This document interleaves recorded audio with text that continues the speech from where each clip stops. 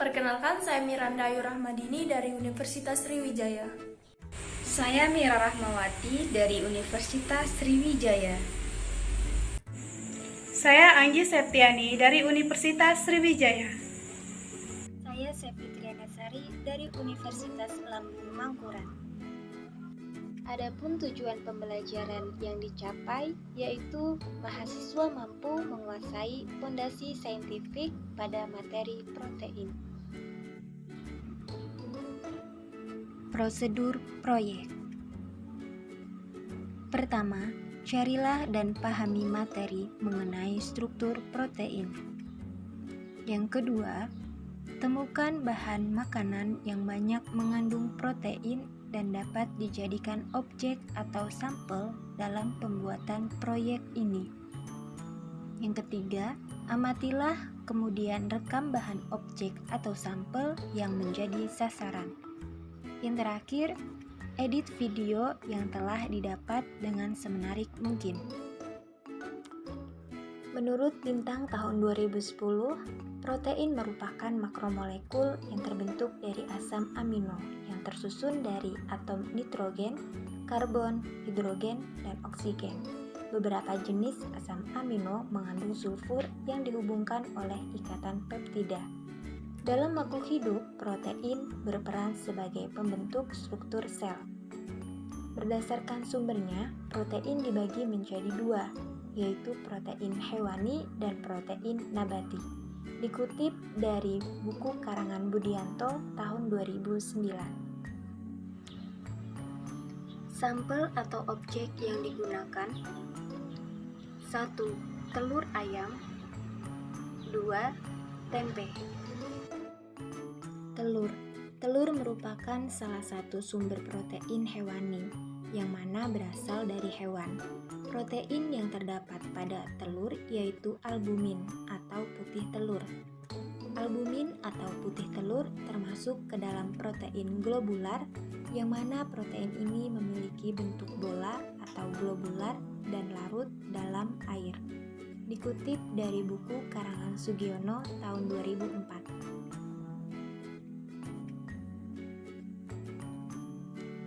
Tempe merupakan salah satu sumber protein nabati, yang mana berasal dari tumbuhan. Pada tempe terdapat glisin yang berasal dari kedelai. Glisin itu sendiri merupakan salah satu protein globular, yang mana sedikit larut dalam air dan larut dalam larutan garam. Dikutip dari buku karangan Sugiono tahun 2004. Telur dan tempe merupakan bahan makanan yang mengandung protein, yaitu protein globular. Adapun struktur atau bentuk dari protein globular sebagai berikut. Menurut Sugiono tahun 2004, protein globular adalah protein yang mempunyai rasio aksial kurang dari 10 dan umumnya lebih dari 3-4. Protein ini berbentuk bola dan ditandai oleh rantai polipeptida yang penuh lipatan-lipatan dan berbelit. Mengingat bahwa protein merupakan makromolekul, jadi diperlukan pengetahuan dasar mengenai struktur protein itu sendiri.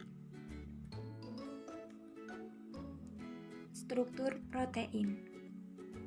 Struktur protein dikelompokkan menjadi 4, yaitu yang pertama ada struktur primer, yang kedua ada struktur sekunder, yang ketiga ada struktur tersier, dan yang terakhir ada struktur kuartener.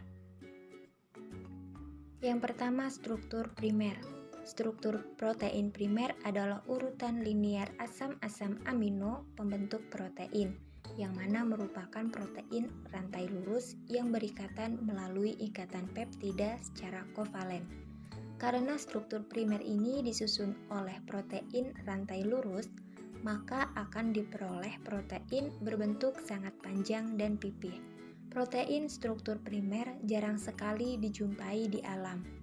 Dikutip dari buku karangan Sugiono tahun 2004. Dapat kalian lihat bahwa Struktur tersebut tersusun dari asam-asam amino yang diikat melalui ikatan peptida. Bagian terpenting dalam struktur primer adalah ikatan amida atau ikatan peptida yang menghubungkan satu asam amino dengan asam amino lainnya. Dikutip dari buku karangan Shimamura tahun 2015. Struktur protein sekunder. Struktur sekunder mempunyai bentuk molekul 3 dimensi dan mempunyai rantai-rantai cabang. Struktur sekunder mempunyai bentuk alpha helix dan beta lembaran atau lipatan. Dikutip dari buku karangan Sugiono tahun 2004. Dapat kalian lihat pada gambar yaitu alpha helix yang memiliki struktur yang mana rantai polipeptida utama yang berbentuk bergelung bagian dalam batang dan rantai samping mengarah keluar dari helix. Sedangkan pada rantai polipeptida beta lembaran berbentuk lurus, tidak bergelung, tegang seperti alpha helix. Adapun perbedaan lain antara lembar berlipat dengan alpha helix yaitu di mana beta berlipat distabilkan oleh ikatan hidrogen antara gugus NH dan CO pada rantai polipeptida yang berlainan. Sedangkan pada alpha helix, ikatan hidrogen terdapat antara gugus NH dan CO pada rantai yang sama. Dikutip dari karangan Rahmadina tahun 2019. Struktur protein tersier. Struktur tersier merupakan campuran dari struktur sekunder yang menyusun satu rantai polipeptida. Lokasi dan arah serta sudut jenis struktur sekunder tergantung pada jenis residu asam amino yang menyusun polipeptida tersebut. Ikatan yang membentuk struktur tersier adalah ikatan hidrogen, interaksi hidrofobik, jembatan disulfida, dan ikatan ionik. Dikutip dari karangan Rev tahun 1981. Dapat kalian lihat pada gambar di mana terbentuk ikatan disulfida, yaitu terbentuk antara dua residu yang saling berhubungan. Ikatan ini relatif stabil dan resisten terhadap penyebab denaturasi protein. Ikatan hidrogen terbentuk dari atom O dengan H, di mana ikatan ini antara residu pengikat yang terdapat pada rantai samping, ikatan peptida asam amino. Ikatan hidrogen penting untuk mempertahankan struktur primer. Ikatan hidrofobik pada struktur tersier ini terjadi pada CH dengan CH3, di mana asam amino netral pada protein tersebut cenderung bersekutu. Meskipun persekutuannya tidak stoikiometri, tetapi memegang peran penting dalam mempertahankan struktur protein. Pada struktur tersier ini, terbentuk juga ikatan ionik antara NH3+ dengan oksigen. Struktur protein kuarterner. Struktur ini terdiri atas dua atau lebih protein yang memiliki struktur tersier, yang mana disatukan oleh gaya non-kovalen, yaitu bukan ikatan peptida ataupun disulfida, melainkan dengan gaya ikatan hidrogen dan ikatan elektrostatik yang dibentuk antar residu pada permukaan rantai peptida. Kesimpulan: 1. Protein merupakan makromolekul yang terbentuk dari asam amino yang terbentuk melalui ikatan peptida. 2. Protein berperan sebagai pembentuk struktur sel. 3. Tahu dan tempe merupakan bahan makanan yang mengandung protein. 4.